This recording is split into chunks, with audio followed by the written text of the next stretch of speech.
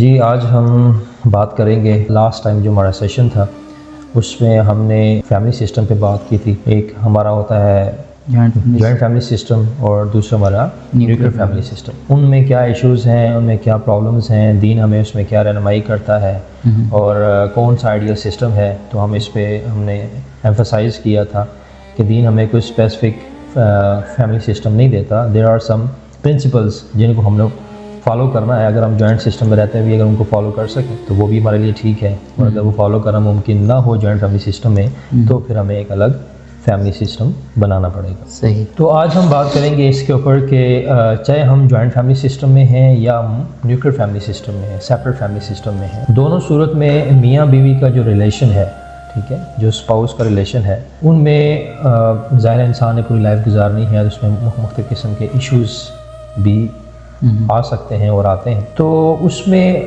Selection of spouse जो है, चाहे वो मर्द है तो उसने अपनी बीवी को तलाश करना है और बीवी है उसने अपने खामन को तलाश करना है। सही। तो आप क्या समझते हैं कि ये सिलेक्शन ऑफ स्पाउस जो है ये कितनी इंपॉर्टेंट है? सिलेक्शन ऑफ स्पाउस जो है ना, वो आप समझ लें शादी का जो मकसद है उसकी बुनियाद। अगर आपने दुरुस्त बंदे का इंतखाब नहीं किया तो फिर आपको जो कन्फ्लिक्ट, जो मसाइल आएंगे वो आपको कई अरसे तक आपको पहले उनको रिज़ॉल्व करने की कोशिश करेंगे। ठीक है, तो इसलिए सिलेक्शन ऑफ स्पाउस इसलिए ज़रूरी है कि आप शादी का एक तो आपको पहले मकसद क्लियर हो, फिर उस मकसद के तहत आप अपना पार्टनर सेलेक्ट करें। उस पार्टनर के जब आपका दोनों उस पार्टनर के मुताबिक आप अपनी लाइफ लाइन जो है वो सेट करेंगे, फिर जो है आप दुरुस्त डायरेक्शन पे अपनी लाइफ को स्टार्ट कर सकते हैं। अदरवाइज़ दो मुख्तलिफ़ घरानों से, दो मुख्तलिफ़ माहौल से जब दो अफराद इकट्ठे होते हैं तो ये श्योर बात है कि वो आपस में उनके हालात और वाक़यात मुख्तलिफ़ हैं, तो वो कभी भी एक जैसे तरह नहीं सोच सकेंगे।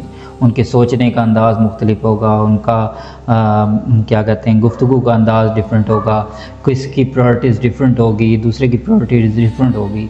तो ये इन चीज़ों को समझने के लिए जब तक आप अपने जो स्पाउस है उसको इस तरह नहीं सोचेंगे कि मैं जो इस तरह सोच रहा हूँ इस तरह मैंने अपना लाइफ पार्टनर भी सोचना है, और उनके दिमाग में ये बात होना बहुत ज़रूरी है कि हमारा मकसद हयात, जो हमने पिछली बात की थी कि हम ये जो पूरी सीरीज़ चला रहे हैं इसका पीछे सबसे बैकग्राउंड जो मकसद है वो आपका मकसद हयात है। ठीक है, और उसमें ख़ानदान सबसे अहम रोल है।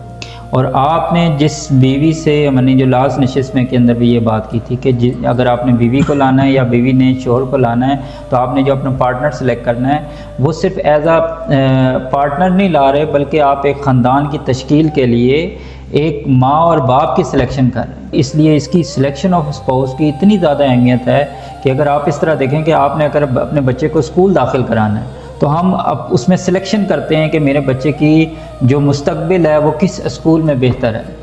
ठीक है, तो इसी तरीके से उस बच्चे की तरबियत, जो आगे आपकी औलाद होनी है, नस्ल चलनी है, उनकी तरबियत के लिए आपने अपने स्पाउस को, अपने पार्टनर को सिलेक्ट करना है कि मैं आगे जो मेरी आने वाली नस्ल है उसके लिए, मेरा ये लड़की के लिए जो इसका वालिद होगा मेरी औलाद का, उसके लिए उसके अंदर क्या क्वालिटीज़ होनी चाहिए जो मेरे बच्चों की अच्छी तरबियत कर सके।